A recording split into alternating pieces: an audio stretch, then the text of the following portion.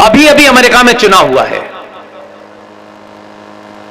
हमारे यहां हो जाता तो हमारी जो नई जनरेशन है वो बिना पढ़े, बिना सोचे समझे इस एजेंडे को लेकर चल देती है। यूएस में इलेक्शन हो रहा था। उस इलेक्शन में भारतीयों ने वहां अपने आप को एक्स्ट्रा ऑर्डिनरी आइडियोलॉजिकल पॉइंट से आपने बहुत सारे काम किए। नहीं साहब, हम डेमोक्रेट को वोट देंगे, हम रिपब्लिकन को नहीं देंगे, ये ट्रंप ऐसा है, ये वैसे बोलता है, ये इसको बात करने की तमीज नहीं है। आपने राष्ट्रपति चुना या कोई एक्टर चुना है? यही सेम बात भारत में हो रही थी। तो वेस्ट भारत के लोगों को बताता है कि वुमेन लिबरेशन का मतलब क्या है, जिसने महिलाओं को पूरी दुनिया में एक कमोडिटी बना दिया है। उसको कैसे कैसे बेचा जा सकता है, उसके कपड़ों को कैसे बेचा जा सकता है, उसके शरीर को कैसे बेचा जा सकता है।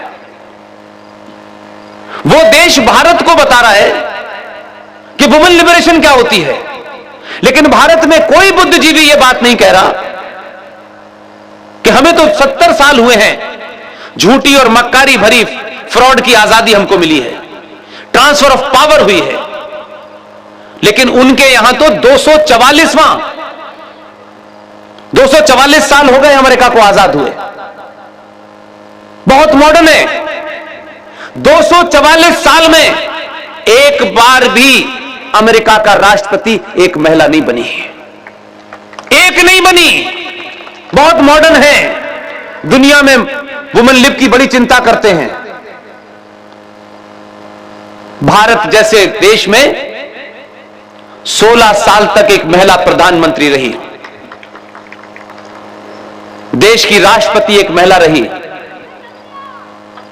सुप्रीम कोर्ट में 3-3 जजें रही, हाई कोर्ट की जज रही, और जिन्हें अपने हिंदू होने पे शक है, हिंदू होने पे कुंठा है, सनातनी होने पे कुंठा है, पूरे इस्लामिक वर्ल्ड में महिला कभी शासक नहीं बनी। पूरे इस्लामिक वर्ल्ड में मुसलमान, जिस कश्मीर में लोग निजामे मुस्तफा चाहते थे, वहां भी एक हिंदू पार्टी के कंधे पे मुसलमान औरत पहली बार मुख्यमंत्री बनी है। यह हमारी संस्कृति का प्रकोप है, यह हमारी संस्कृति का इन्फ्लुएंस है कि इस्लामिक रिपब्लिक ऑफ पाकिस्तान, जिस इस्लाम के अंदर औरत का दर्जा माशाल्लाह कमाल है, औरत की पोजीशन उनके कुरानिक पॉइंट ऑफ व्यू से कह रहा हूं,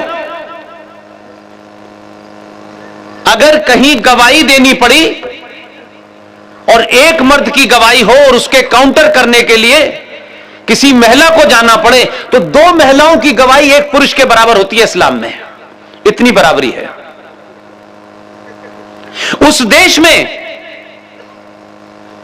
प्रधानमंत्री बेनजीर भुट्टो बनी इसलिए कि हमारे संस्कार हैं उस जमीन में। टुकड़ा अलग कर जाने से, इस्लामिक बनाने से तुमने अपनी वो मानसिकता दिखाई कि इस औरत के होने से लोगों को नफरत थी, उसकी हत्या कर दी।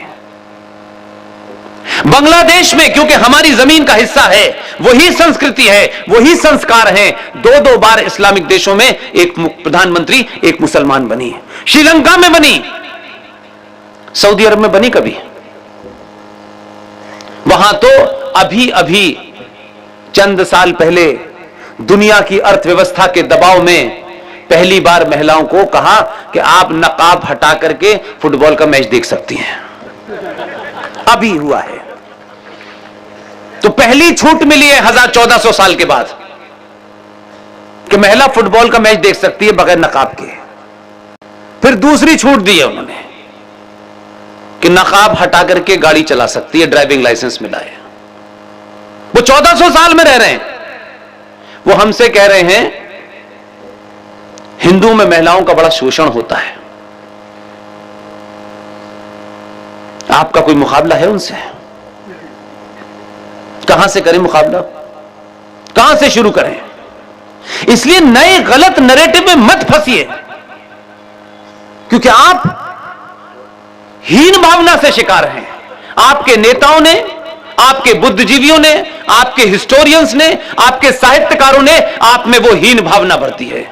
इसलिए यह देश कालिदास की तुलना शेक्सपियर से करता है। कहां कालिदास और कहां शेक्सपियर।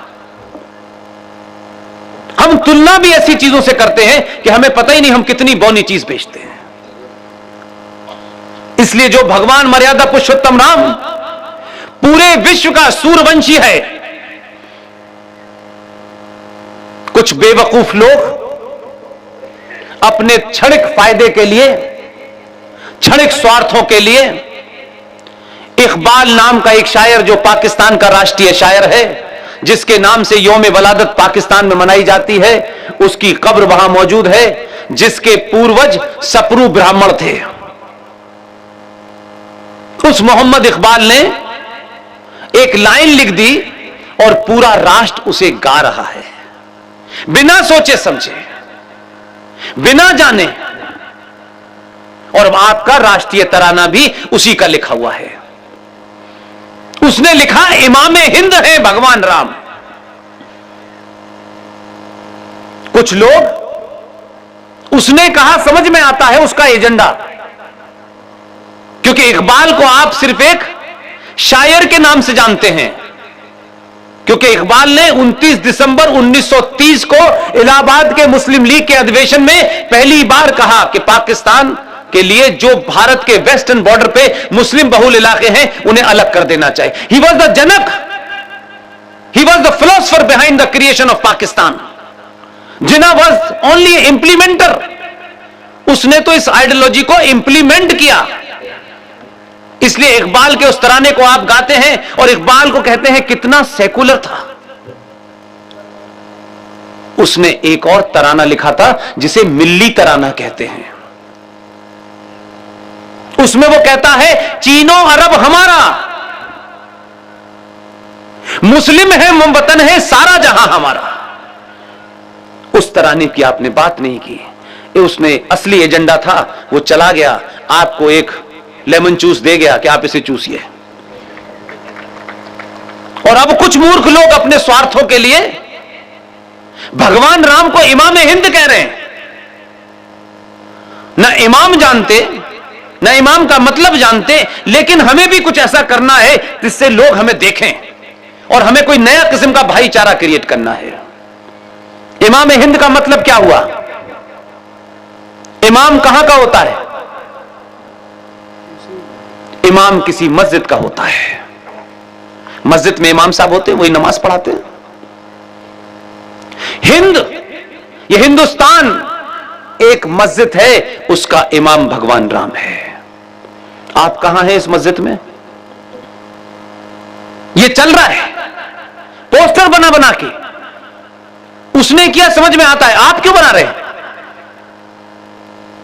भगवान राम विश्व का है पूरे, उसे आपने भारत जैसे, हिंदुस्तान जैसी एक मस्जिद बनाई गई है, उस मस्जिद का इमाम बना दिया है और हम ताली बजा रहे हैं।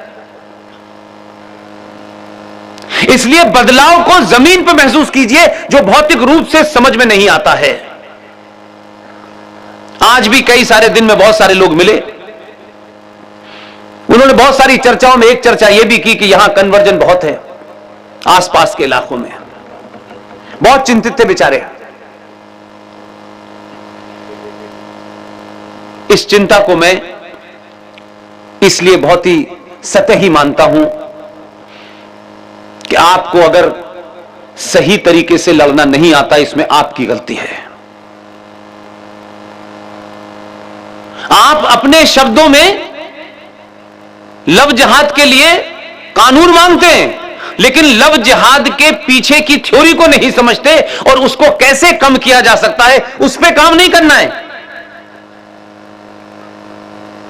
आप बताइए, हमारी संस्कृति में इतनी सारी माएं बैठी हुई हैं,